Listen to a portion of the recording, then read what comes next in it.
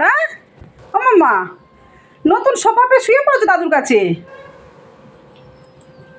বারে দাদু বসতে উঠে গেল, আমি বসেছিলাম এতক্ষণ ওঠেনি।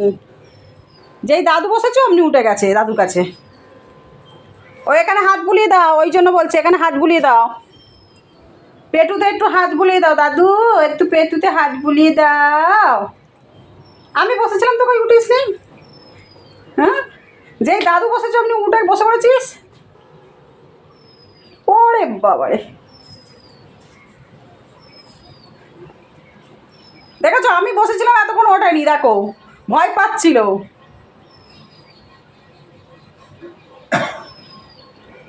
দাদুর ভাত খাওয়া হয়ে গেছে, তুমি এখনো ভাত খাওনি।